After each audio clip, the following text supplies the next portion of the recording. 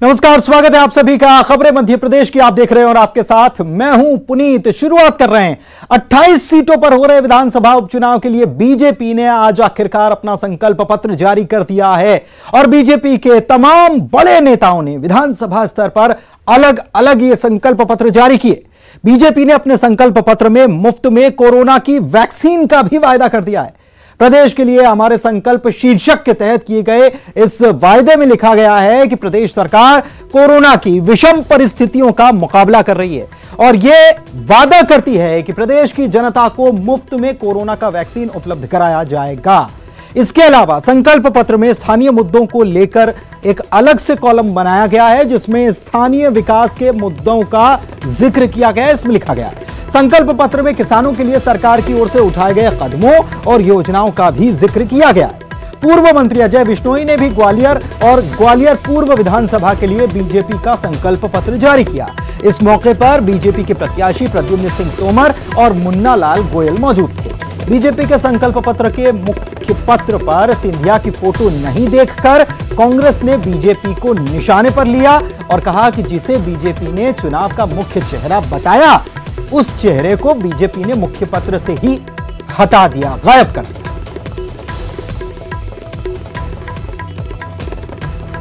Bharatiya Janata party ने अपना शायद संकल्प पत्र जारी किया है। संकल्प जी संकल्प पत्र। उस संकल्प पत्र में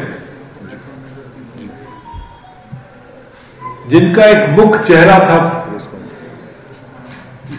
2 महीने पहले तक कि भारतीय जनता पार्टी का एक नया चेहरा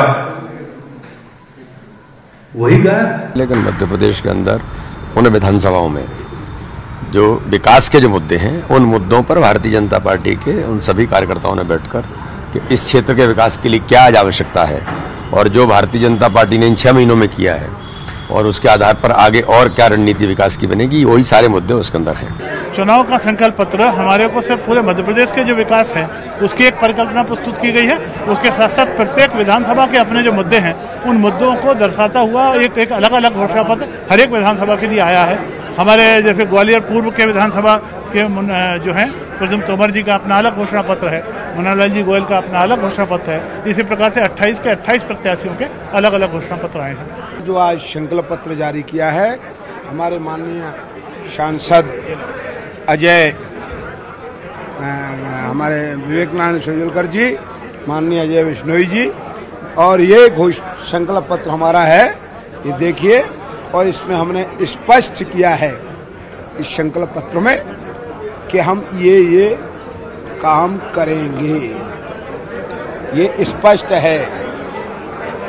और ग्वालियर को एक औद्योगिक हब बनाएंगे जिससे युवाओं के चेहरे पे चमक आए। शहर की सड़कें तो चमकने लगी हैं, तो युवाओं के चेहरे पर चमक आए, शहर की सड़कें चमकने लगी है। ये सारी बातें करते नजर आए प्रद्युम्न सिंह तोमर। और अब आपको बताते हैं कि मिशन 28 के लिए बीजेपी के कौन कौन से संकल्प यानी कि वादे किए गए हैं। मुफ्त कोरोना वैक्सीन का वादा, स्थानीय मुद्दों को प्राथमिकता, 0% ब्याज पर फसल बीमा योजना का भी इसमें जिक्र किया गया है। संकल्प पत्र में जिक्र किया गया है गरीबों के लिए संबल योजना और किसान सम्मान निधि योजना भी शुरू की गई है। गरीब परिवारों को नियमित राशन देने की बात कही गई। लेकिन सबसे पहली बात जिस कोरोना काल में यह चुनाव हो रहा है उस कोरोना काल का भी इसमें जिक्र संकल्प पत्र में जिक्र है, क्योंकि ये कहा गया, ये देखिए हेलीकॉप्टर आ गया और ये बता रहा है कि क्या क्या स्थानीय मुद्दों को प्राथमिकता। पहले हमने आपको बताया कि कोरोना का वैक्सीन फ्री में लगाया जाएगा, यह वादा किया गया। स्थानीय मुद्दों को प्राथमिकता इस संकल्प पत्र में जो 28 संकल्प हैं उसमें दी गई है। इसके अलावा तीसरा वायदा क्या किया गया, हेलीकॉप्टर आएगा, बताएगा आपको हेलीकॉप्टर क्या बता रहा है। देखिए 0% ब्याज पर फसल बीमा योजना का लाभ मिलेगा। ये बात सरकार पहले भी कहती रही है, इस बार भी संकल्प पत्र में ये जारी की गई है, बात जारी की गई और इसका बखान किया गया है कि हम 0% ब्याज पर फसल बीमा योजना का फायदा देंगे अगर हम जीतते हैं तो। ये 28 संकल्प पत्र। एक बार फिर से हेलीकॉप्टर आया, क्या बता रहा है, गरीबों के लिए संबल योजना, गरीबों के लिए संबल योजना का भी जिक्र इस संकल्प पत्र में किया गया है। 28 तारीख को 28 विधानसभा सीटों के लिए यह संकल्प पत्र जारी किया गया है और एक साथ यह संकल्प पत्र जारी किया गया है। इसके अलावा किसानों का भी ध्यान रखा गया है। किसानों के लिए पहले 0% ब्याज दर पर फसल बीमा योजना की बात और इसके अलावा किसान सम्मान निधि का भी इसमें जिक्र किया गया। देखिए हेलीकॉप्टर आया और फिर बता रहा है कि क्या क्या इस संकल्प पत्र में लाया गया। किसान सम्मान निधि दी जाएगी जो शुरू भी कर दी गई है, इसका भी जिक्र किया गया है इस संकल्प पत्र में। गरीब परिवारों को लेकर भी इसमें कई सारी चीजों का जिक्र है। तो गरीब परिवारों को नियमित राशन दिया जाएगा। देखिए ये बता दिया कि गरीब परिवारों को नियमित राशन भी दिया जाएगा, इस बात का भी संकल्प पत्र में जिक्र है। जो 28 सीटों पर संकल्प पत्र आज बीजेपी की तरफ से जारी किया गया, 28 तारीख को जारी किया गया। तो ये सारे वायदे किए गए 28 सीटों पर विजय पताका फहराने के लिए बीजेपी का संकल्प पत्र यह है। तो कांग्रेस पहले से ही वचन पत्र भी जारी कर चुकी है। अब सिलसिलेवार तरीके से आपको बता रहे हैं कि कांग्रेस के वचन कौन कौन से हैं और बीजेपी के संकल्प क्या क्या है। देखिए ये आप देख पा रहे हैं, ये कांग्रेस बनाम बीजेपी दोनों वचन पत्र और संकल्प पत्र, एक तरफ वचन पत्र एक तरफ संकल्प पत्र है। कांग्रेस के वचन पत्र में 52 नए वायदे किए गए हैं। बीजेपी के 28 सीटों के लिए संकल्प है। कांग्रेस ने कोरोना से मरने वालों को पेंशन देने का वादा किया था। बीजेपी ने मुफ्त कोरोना वैक्सीन देने की घोषणा की। कांग्रेस ने एक बार फिर से किसान कर्ज माफी का वादा किया। बीजेपी ने 0% ब्याज दर पर फसल बीमा योजना का ऐलान किया। कांग्रेस के वचन पत्र में कर्मचारी आदिवासी युवाओं पर फोकस है। बीजेपी ने स्थानीय मुद्दों को प्राथमिकता दी है। कांग्रेस के वचन पत्र में शुद्ध के लिए युद्ध अभियान जो कि चलाया गया था उस वक्त एक बार फिर से इस बात का जिक्र कांग्रेस के वचन पत्र में किया गया। तो बीजेपी ने दावा किया कि किसान सम्मान निधि बढ़ाई गई है। कांग्रेस ने सामाजिक सुरक्षा पेंशन बढ़ाने का वायदा किया। बीजेपी ने गरीब परिवारों को राशन देने की घोषणा की। तो ये आप देख पा रहे हैं, कंपैरिजन हम आपको बता रहे हैं कि बीजेपी और कांग्रेस जो है दोनों ने क्या क्या वायदे किए हैं। और इसी पर हमारे सहयोगी भी हमारे साथ जुड़ेंगे और उनसे भी बात करेंगे कि किसका वचन या किसका संकल्प किसको भाएगा। लेकिन फिलहाल तो दोनों के वचन और संकल्प पत्र जो हैं वो सामने आ चुके हैं। अब इस पर यह देखना होगा कि लोगों का क्या मत है, लोग किसे देखकर बात करते हैं। मनोज हमारे सहयोगी हमारे साथ जुड़ चुके हैं, उनसे बात करते हैं। मनोज, संकल्प पत्र भी आज जारी हो गया, वचन पत्र पहले से आ चुका है। संकल्प पर भरोसा किया जाएगा, जो वचन दिया गया उसको निभाया जाएगा। देखना होगा वोटर किस पर भरोसा करेगा। जी बिल्कुल पुनीत, बीजेपी हो या फिर कांग्रेस, दोनों ही पार्टियों ने पूरी ताकत इस चुनाव में लगाई और यही कारण है कि कांग्रेस फिर से सत्ता में वापसी की कोशिश कर रही है, तो वहीं बीजेपी सत्ता में बने रहने के लिए तमाम तरीके के संकल्प और तमाम तरीके की प्लानिंग के साथ उपचुनाव में उतरी है। तो दोनों ही तरफ से दोनों ही पार्टियों के तमाम बड़े नेता कोई भी ऐसा एक मुद्दा नहीं छोड़ना चाहते जिसके कारण सियासत हो सके और इसको जनता के बीच में भुनाया जा सके। यही कारण है कि सबसे पहले कांग्रेस मिनी वचन पत्र लेके आई। हालांकि बीजेपी ने सियासत इस पे की थी, कांग्रेस पर हमले बोले थे और ये कहा था कि इसमें से राहुल गांधी का फोटो जो है गायब है।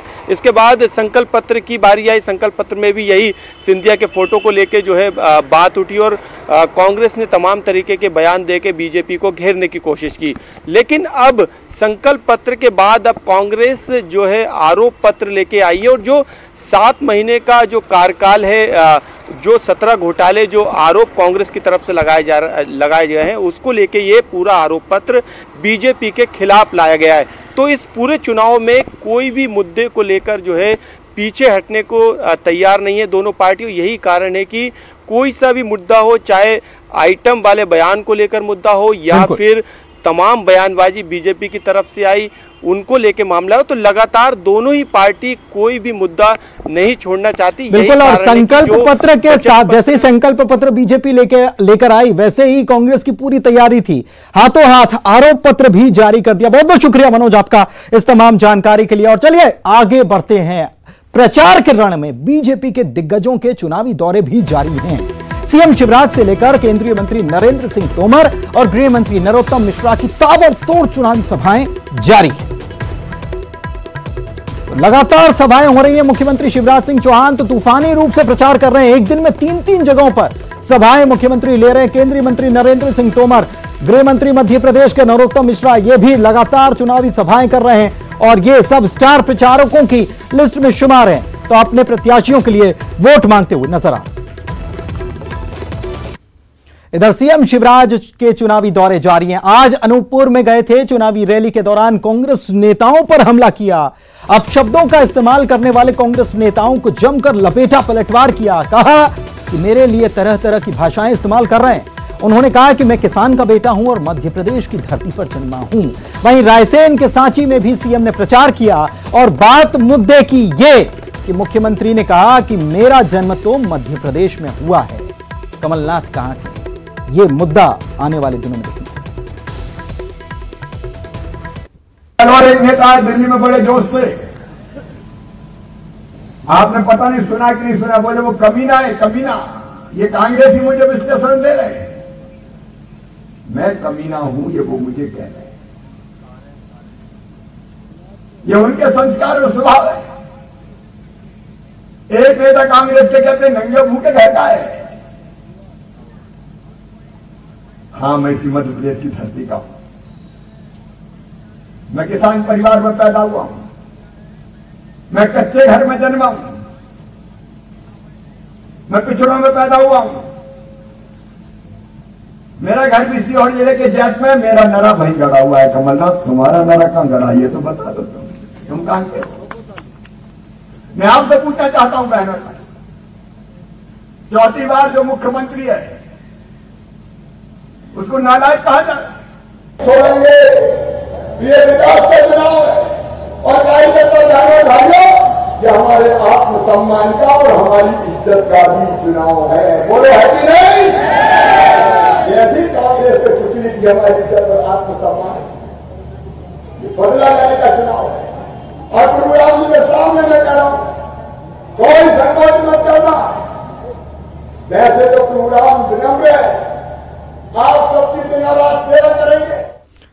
तो स्थानीय बनाम बारी का बीज तो बो दिया गया। इधर बीजेपी के सांसद ज्योतिरादित्य सिंधिया ने कमलनाथ पर जमकर निशाना साधा है। सिंधिया ने कहा कि कमलनाथ विधायकों की नहीं सुनते थे, इसीलिए 114 में से 26 विधायकों ने कांग्रेस से इस्तीफा दे दिया। साथ ही सिंधिया ने यह भी कहा कि 15 महीने की कांग्रेस सरकार के दौरान वल्लभ भवन भ्रष्टाचार का अड्डा बन गया था और विधानसभा चुनाव के दौरान जनता से किए एक भी वायदे को कमलनाथ सरकार ने पूरा नहीं किया।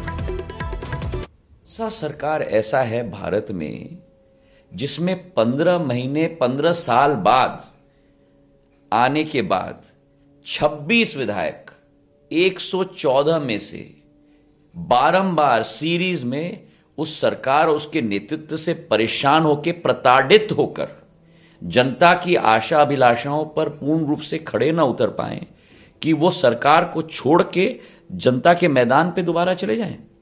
सरकार बनने के बाद 15 महीने में इन्होंने एक भ्रष्टाचार का सरकार बनाया, एक ऐसा सरकार बनाया जहां केवल नोटों के आधार पर काम होता था। वल्लभ भवन को भ्रष्टाचार का अड्डा बना के छोड़ दिया। कहा था किसान का ऋण 10 दिन में माफ होगा। कहा था कि महिलाओं को लाडली लक्ष्मी में 51,000 दिया जाएगा। कहा था कि नौजवान को बेरोजगार भत्ता दिया जाएगा हर माह। एक भी जो उस जनादेश के विश्वास के आधार पर जो एक मंत्र बना था उस पर एक भी क्रियान्वयन नहीं किया गया और उल्टा तो मैं कहूंगा कि उस पर काली पोत गई। वैसे चुनावी मैदान में बीजेपी के साथ साथ कांग्रेस की भी पूरी ताकत देखने को मिल रही है। अशोकनगर में कांग्रेस प्रत्याशी के पक्ष में प्रचार करने गए पूर्व मुख्यमंत्री कमलनाथ ने बीजेपी पर निशाना साधा, हमला बोला और सभा को संबोधित करते हुए कहा कि वो झूठे वायदे करेंगे लेकिन आपको झांसे में नहीं आना है।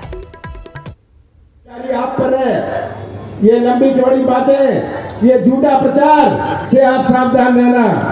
आपको 15 साल गुमराह किया, अब तो 3 दिन बचे हैं। पढ़ लीजिए, देख लीजिए कैसी तस्वीर है।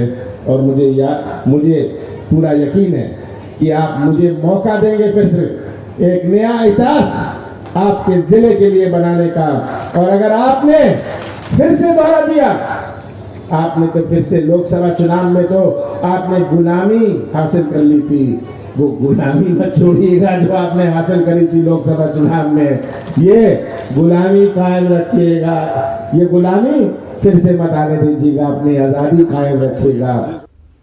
और भोपाल से इस वक्त की बड़ी खबर आपको बता रहे हैं। बड़ी खबर यह है कि कांग्रेस ने सीएम की शिकायत, शिवराज सिंह चौहान की शिकायत कर दी है। सरकारी खर्चे को लेकर शिवराज सिंह चौहान की शिकायत की गई है। चुनाव आयोग कांग्रेस पहुंच गई है। सरकारी खर्चे से सोशल मीडिया में प्रचार प्रसार कर रहे हैं शिवराज सिंह चौहान। कांग्रेस ने यह आरोप लगाया है और इसकी शिकायत बाकायदा चुनाव आयोग से करती है। तो भोपाल से बड़ी खबर आपको बता रहे हैं, कांग्रेस ने सीएम की शिकायत की है। सरकारी खर्च को लेकर शिवराज की शिकायत की गई है। मुख्यमंत्री श्री शिवराज सिंह चौहान शासकीय धन पर भारतीय जनता पार्टी के पक्ष में चुनाव प्रचार कर रहे हैं।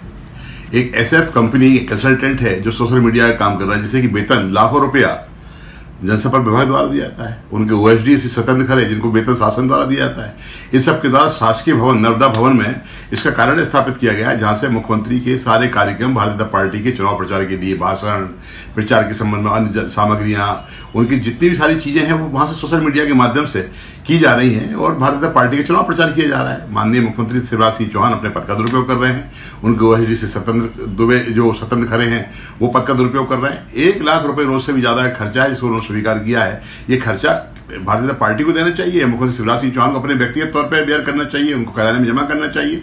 और स्वतंत्र खड़े जो शासकीय अधिकारी हैं, ओएसडी हैं मुख्यमंत्री के, वो भारतीय जनता पार्टी के पक्ष में खुलकर काम कर रहे हैं, उन्हें तत्काल हटाना चाहिए। ऐसी हमने चुनाव आयोग से की है, जिसके संबंध में चुनाव आयोग को शिकायत भेजी है और हमें उम्मीद है कि चुनाव आयोग इसकी जांच करेगा और जांच के बाद कोई निर्णय लेगा।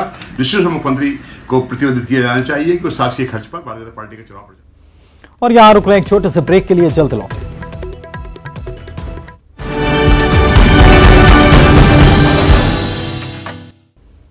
ब्रेक के बाद आपके एक बार फिर से आपका स्वागत है। 28 सीटों पर होने वाले उपचुनाव के लिए दोनों ही पार्टियां अगर सबसे ज्यादा जीत के लिए जोर लगा रही हैं तो वो है चंबल क्षेत्र की सीटें हैं, जहां पर कांटे का मुकाबला है।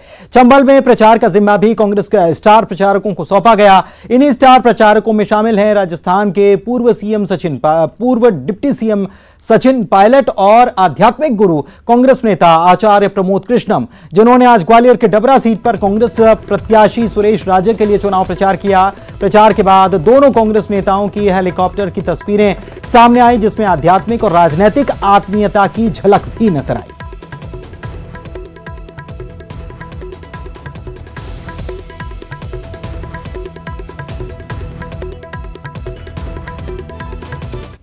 और इसी के साथ खबरें मध्य प्रदेश की के आज के बुलेटिन में फिलहाल इतना ही। नमस्कार। क्या आरजेडी अपनी पॉलिटिकल भाषा में इसको स्ट्रेंथ कहा जाता है? उनका स्ट्रेंथ है मुस्लिम यादव समीकरण, MY समीकरण। ये MY वो नहीं है, ये MY माए है, मैं और मेरा परिवार। राहुल गांधी कह रहे हैं कि चाइना की सेना 1200 किलोमीटर अंदर घुस गई है। मोदी जी के नेतृत्व में भारत की संप्रभुता नभ में, थल में और जल में, तीनों में सुरक्षित है, ये मैं बोलना चाहता हूं।